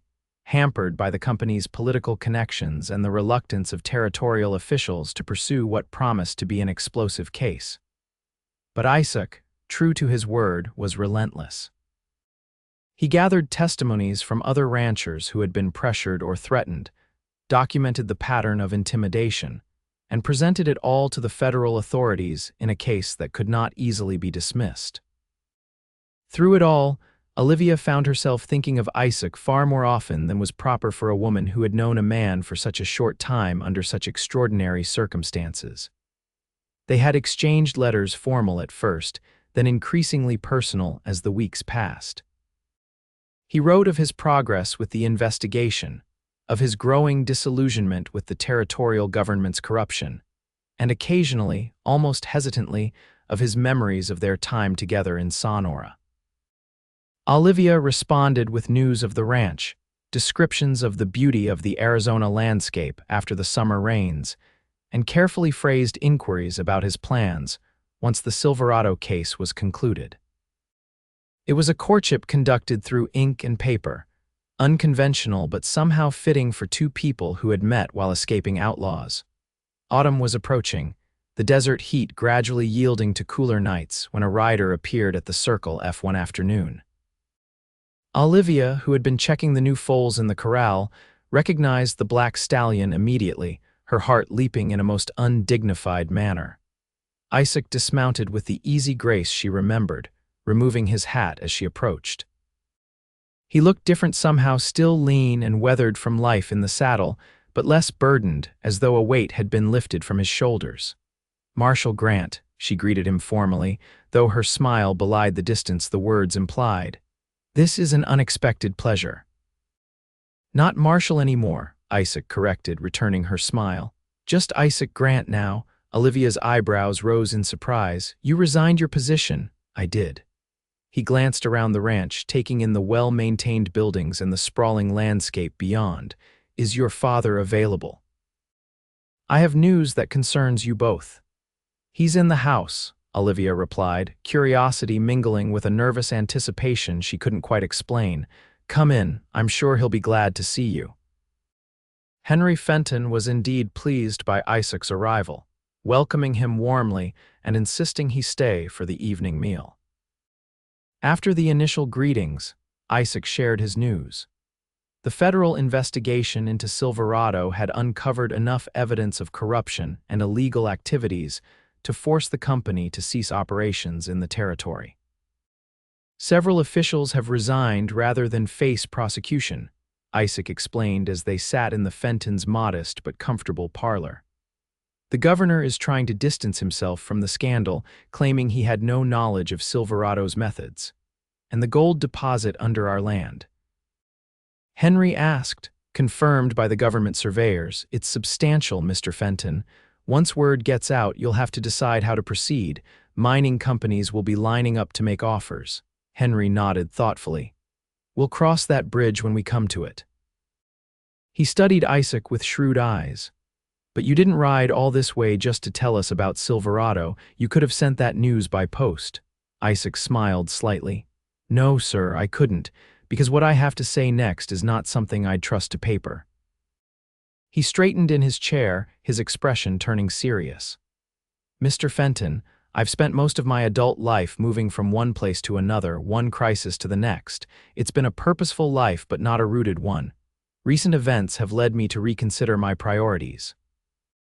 Henry glanced at his daughter, noting her intent focus on Isaac's words. "Go on," he encouraged. "I've decided to settle in Arizona territory, specifically in Sonora. Sheriff Wellen has offered me a position as his deputy with the understanding that he plans to retire within the year." "Sonora's a good town," Henry commented neutrally, "growing steadily since the Silver Strike." "Yes, sir, and with the Silverado situation resolved, it's likely to grow even more rapidly." Isaac paused, gathering himself visibly before continuing. "But that's not the only reason I've chosen to stay in the area." His gaze shifted to Olivia, and the look in his eyes made her breath catch. "Miss Fenton, Olivia, I realize we've known each other under unusual circumstances and for a relatively short time. But I believe some things don't require years to recognize. Your courage, your intelligence, your fundamental decency. These are qualities that reveal themselves in moments of crisis more clearly than they might in years of ordinary acquaintance. Henry Fenton sat back, a small smile playing at the corners of his mouth as he watched the scene unfolding before him. "What are you saying, Isaac?" Olivia asked, her voice steady despite the rapid beating of her heart. "I'm saying that I would like your permission to court you properly, with your father's blessing, to see if what began in extraordinary circumstances might flourish in ordinary ones." A silence fell over the room, broken only by the ticking of the clock on the mantel and the distant sounds of the ranch at evening. Olivia looked to her father, who inclined his head slightly, leaving the decision entirely in her hands. "I believe," she said finally, meeting Isaac's gaze directly, "that extraordinary circumstances have a way of revealing truths that might otherwise remain hidden. And the truth I've discovered is that I would very much like to know you better, Isaac Grant, without outlaws and ravines between us." The smile that transformed Isaac's face was like sunrise breaking over the desert, gradual but eventually brilliant. "Then I'll consider myself the luckiest man in the territory." Henry cleared his throat, reminding them both of his presence. "Well, now that's settled, perhaps we should discuss practical matters. Sonora's a fair ride from the Circle F, but not impossible for regular visits." "Actually, sir," Isaac said, turning back to the older man, "I have a proposal regarding that as well. The gold deposit under your land presents both opportunity and risk. While it could bring great prosperity, it will also attract attention, not all of it welcome." "We can handle ourselves," Henry said with quiet pride. "I don't doubt that. But I'd like to offer my services as a consultant on security matters. My experience as a marshal gives me insight into the less savory elements that gold attracts. It would give me a legitimate reason to visit regularly and perhaps be of some use to you in the process." Henry stroked his beard thoughtfully. "That's not a bad idea. We could certainly use someone with your expertise as we decide how to proceed with the mineral rights." He glanced at Olivia, his eyes twinkling. "And I suppose regular visits would give you two a chance to determine if your feelings withstand the test of ordinary life." "That would be my hope, sir," Isaac agreed. "Then we have an arrangement." Henry stood, extending his hand to Isaac. "Welcome to the Circle F, Mr. Grant. I suspect we'll be seeing quite a lot of you in the coming months." As they shook hands, sealing the agreement, Olivia felt a sense of rightness settle over her. The path ahead was uncertain gold, courting, the lingering threats that might emerge from Silverado's downfall, but for the first time since her mother's death, she felt truly hopeful about the future. That evening, after a celebratory meal during which Henry regaled Isaac with stories of the early days of the Circle F, Olivia and Isaac walked together in the cool night air, maintaining a proper distance, but feeling the invisible thread of connection between them. "I've thought often of that moment at the ravine," Isaac confessed as they paused to gaze at the stars wheeling overhead. "When I saw you make that jump, I knew you were unlike any woman I'd ever met." Olivia laughed softly. "It wasn't bravery so much as desperation." "Sometimes they're the same thing." He turned to face her, his expression serious in the moonlight. "I meant what I said that day about you having more grit than any man, but it's more than that. You have a steadiness, a core of strength that doesn't need to announce itself. It simply is." "As do you," Olivia replied. "It's why I trusted you almost immediately, despite every reason not to." They stood in companionable silence for a moment, neither feeling the need to fill the space between them with unnecessary words. It was enough to be here together with the vast Arizona sky above and the promise of tomorrow before them. "May I write to you from Sonora?" Isaac asked eventually. "More personally than our previous correspondence? I would be disappointed if you didn't," Olivia assured him. "And may I return in 2 weeks' time, as we discussed with your father? I'll be counting the days." Isaac smiled, and in a gesture that managed to be both respectful and intimate, he took her hand and raised it to his lips. "As will I." The touch of his lips against her skin sent a shiver through Olivia that had nothing to do with the night air. It was a promise, a beginning, a declaration of intent as clear as any formal proposal. As they walked back toward the house, hands occasionally brushing but never quite holding, Olivia reflected on the strange path that had led them here from a desperate leap across a ravine to this moment of quiet understanding beneath the Arizona stars. Life in the territory was unpredictable, often harsh, but sometimes, remarkably, it offered unexpected gifts to those with the courage to seize them. Isaac Grant had come into her life in the midst of danger, and now, with danger past, he was choosing to stay. Not as a marshal chasing outlaws, but as a man seeking to build something lasting. And Olivia, who had never considered herself particularly romantic, found that prospect more thrilling than any daring escape. Over the following months, Isaac's visits to the Circle F became a regular occurrence, eagerly anticipated by both Olivia and, somewhat to her surprise, her father. Henry Fenton had developed a genuine liking for the former marshal, appreciating his straightforward manner and practical approach to the challenges facing the ranch, as news of the gold deposit gradually spread throughout the territory. With Isaac's guidance, Henry negotiated favorable terms with a mining company from California, allowing controlled access to the eastern portion of his land while maintaining ownership and a significant share of the profits. It was an arrangement that promised long-term prosperity for the Circle F without sacrificing the ranching operations that had been Henry's life's work. Meanwhile, in Sonora, Isaac had settled into his role as deputy sheriff with characteristic dedication. Under Sheriff Welland's mentorship, he was learning the subtleties of small-town law enforcement so different from his years as a marshal pursuing outlaws across vast territories. Here, disputes were often personal, conflicts rooted in the complex relationships of a growing community rather than simple criminality. When Isaac visited the Circle F, he and Olivia would ride together across the ranch's expansive landscape, talking of everything and nothing his work in Sonora. Her management of the ranch's accounts, books they had read, memories of their childhoods, hopes for the future. It was during these rides that they truly came to know each other, beyond the intense but limited connection forged in their initial adventure. Olivia discovered that beneath Isaac's serious exterior lay a dry wit and unexpected tenderness. He learned that her capability with ranch matters extended far beyond what most women of her background would attempt. She could not only keep the books but also break horses, mend fences, and negotiate with cattle buyers when necessary. By the time winter yielded to spring, their courtship had progressed to the point where the entire county simply assumed they would marry. The only question was when. The answer came one perfect April evening as they sat together on the porch of the Circle F's main house, watching the sunset paint the western sky in brilliant hues of orange and purple. Isaac had been unusually quiet during his visit, a thoughtfulness about him that Olivia had noticed but not remarked upon.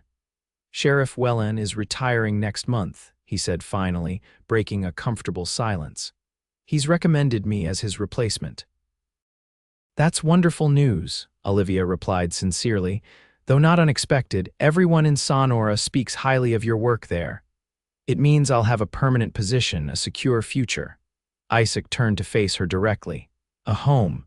The significance of his words was not lost on Olivia. Throughout their courtship, they had spoken of the future in general terms, establishing the foundations of understanding and compatibility before making formal commitments. "Sonora is fortunate to have you," she said softly.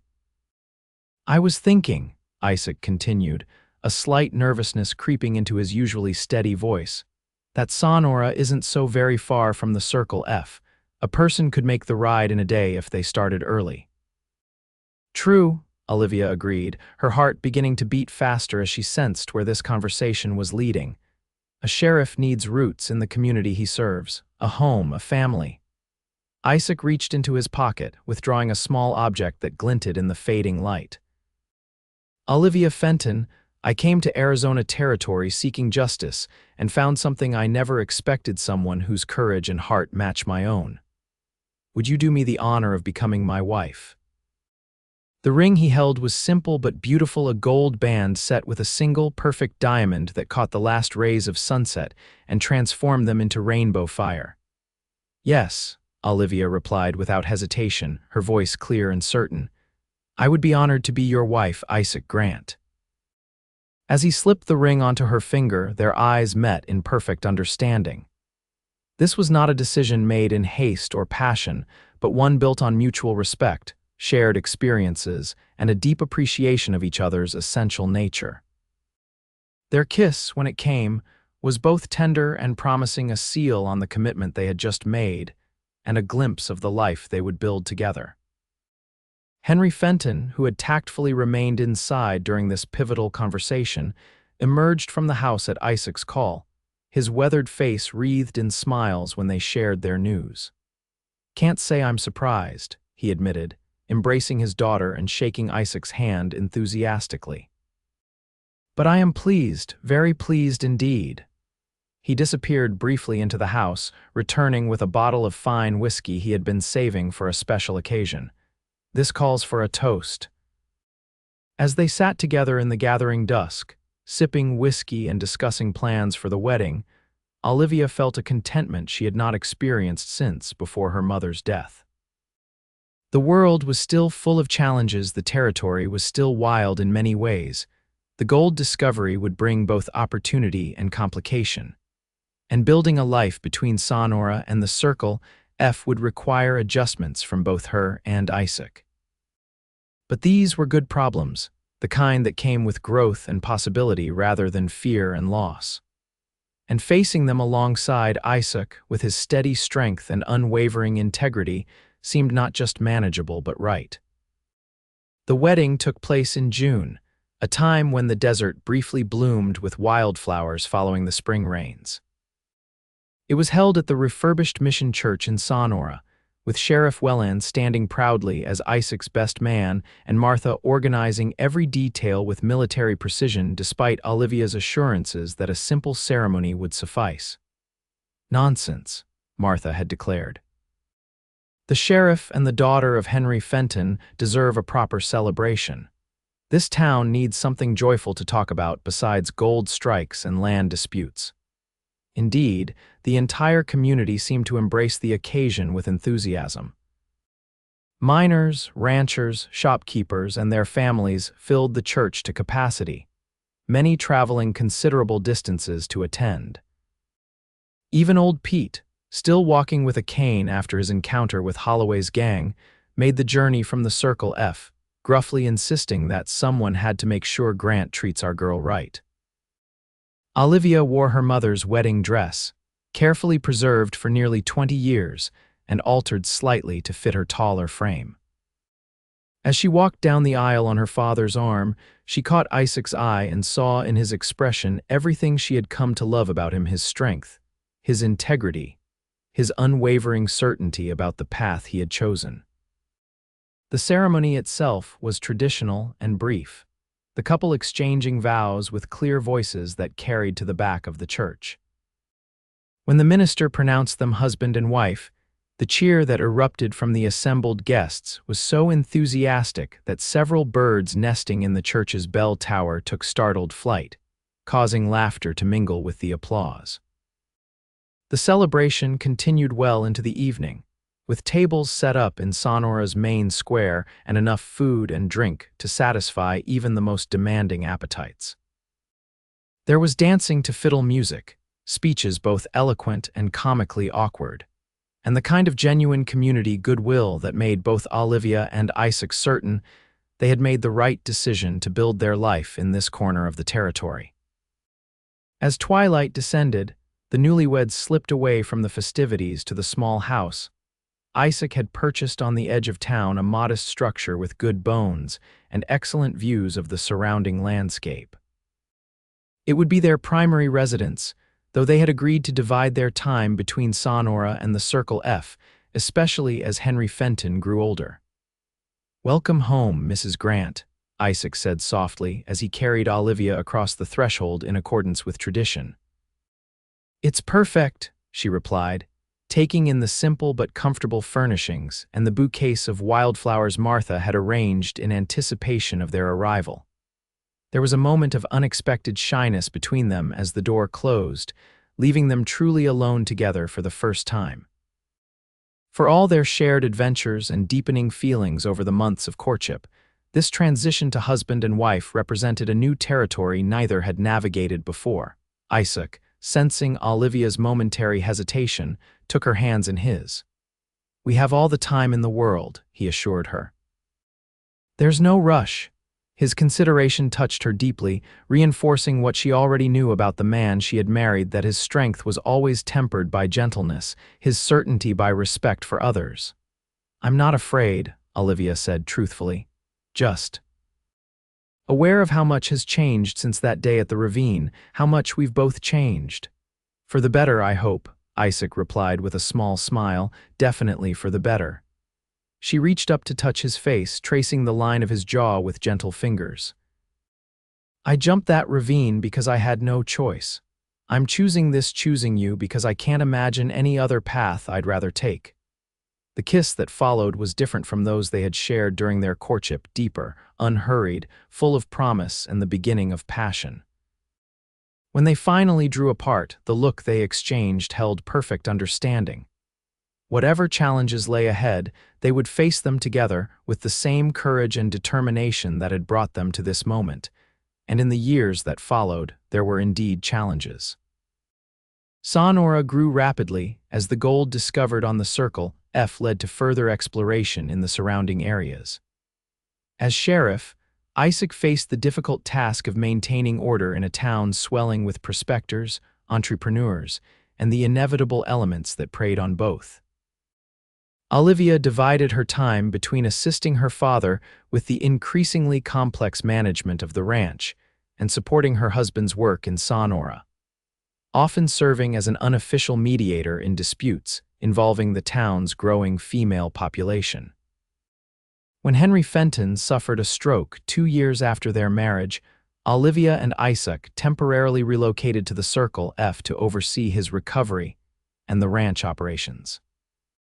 It was during this period that their first child was born, a son they named Thomas Henry Grant, after both Sheriff Wellen and Olivia's father. The arrival of young Thomas, with his father's gray eyes and his mother's determined expression, brought a new dimension to their partnership. Isaac, who had never known his own father, approached parenthood with a mixture of awe and determination to provide the stability he had lacked as a child.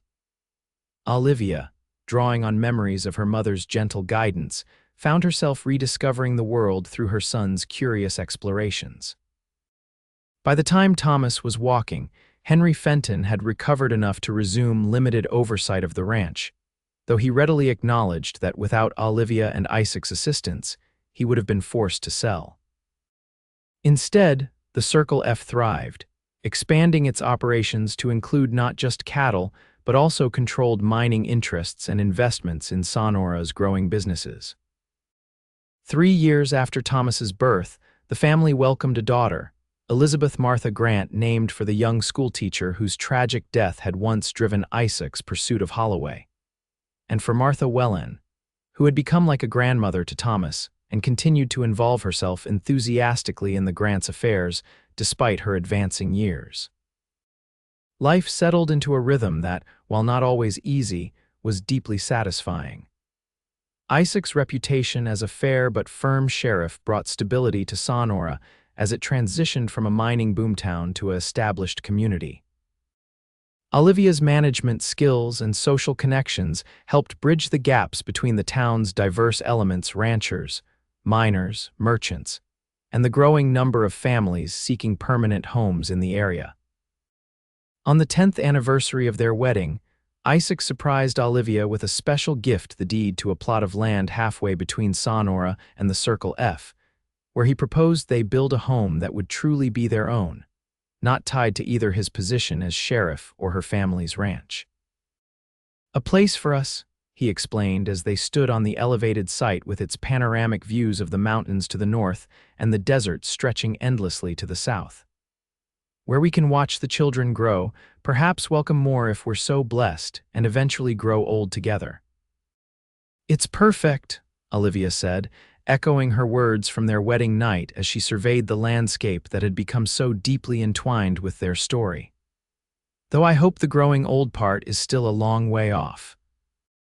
Isaac laughed, the sound as free and unguarded as it had become over the years of their marriage. "Considering your mother lived to 89 and your father shows no sign of slowing down at 70, I'd say we have plenty of time."